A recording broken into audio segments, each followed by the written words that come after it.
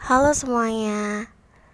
Jadi ini adalah first video aku dan kali ini aku bakalan menampilkan PPT tentang salah satu organisasi pergerakan nasional. Semoga dapat membantu kalian dalam belajar dan memahami pelajaran. Langsung aja.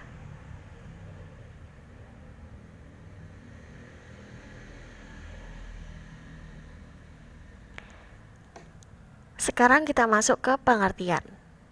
Apa sih pengertian Budi Utomo itu?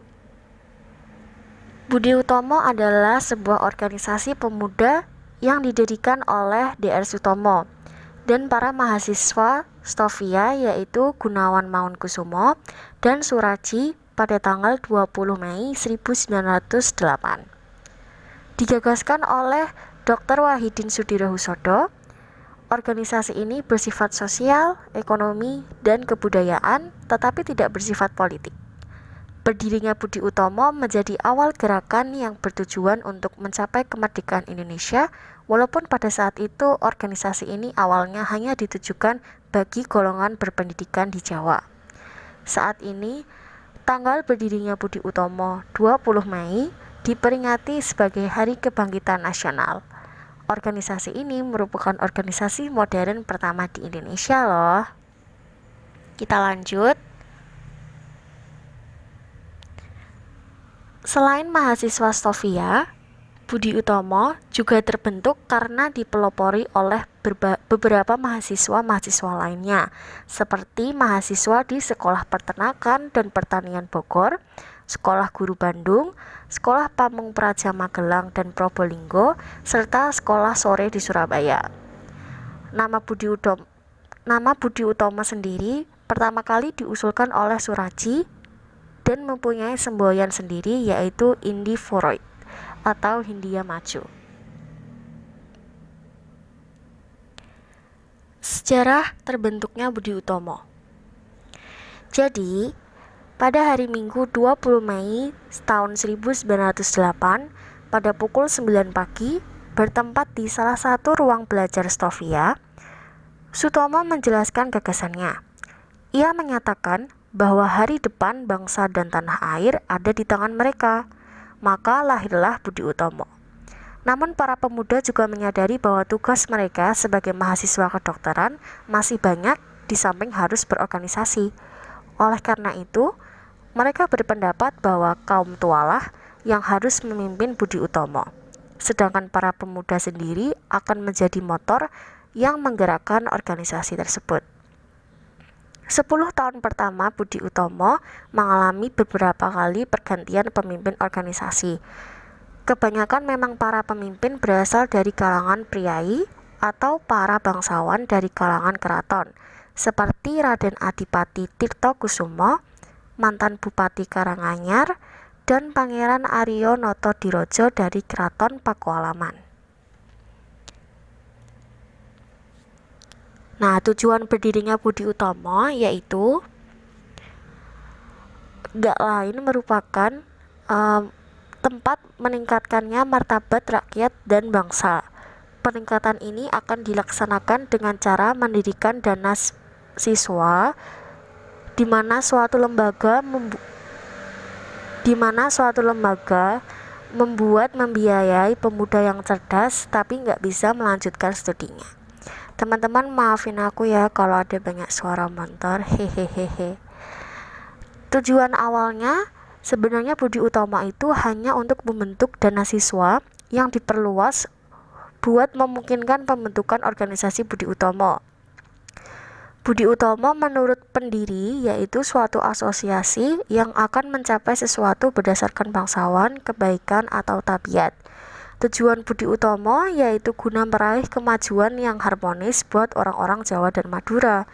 Pada waktu itu, gagasan persatuan di seluruh Indonesia belum diketahui. Makanya, yang diinginkan oleh Budi Utomo hanyalah untuk perbaikan sosial yang mencakup tanah Jawa dan Madura, dan kata kemerdekaan belum atau tidak disebutkan sama sekali. Itu karena memang orang-orang Indonesia masih banyak belum tahu ya. Kita lanjut ke struktur organisasi.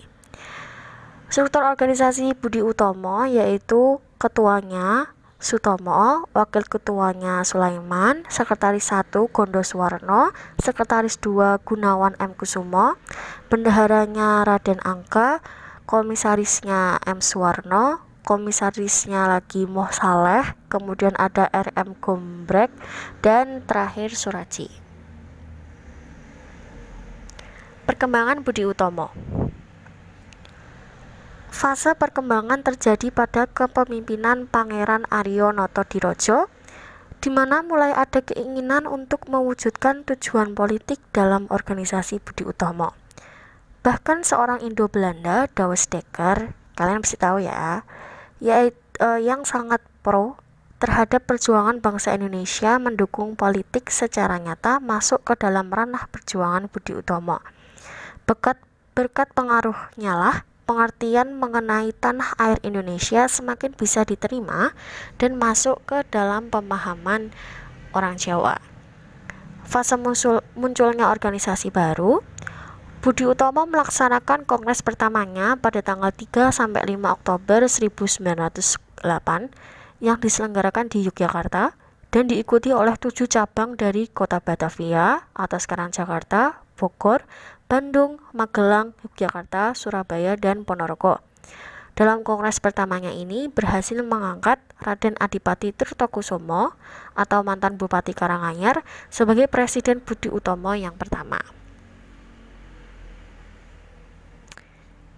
Dalam kepemimpinan Raden Adipati Tirtokusumo, meskipun banyak berhasil menjaring anggota baru dari kalangan bangsawan hingga pejabat kolonial, namun kondisi itu justru membuat anggota muda lebih memilih untuk menyingkir.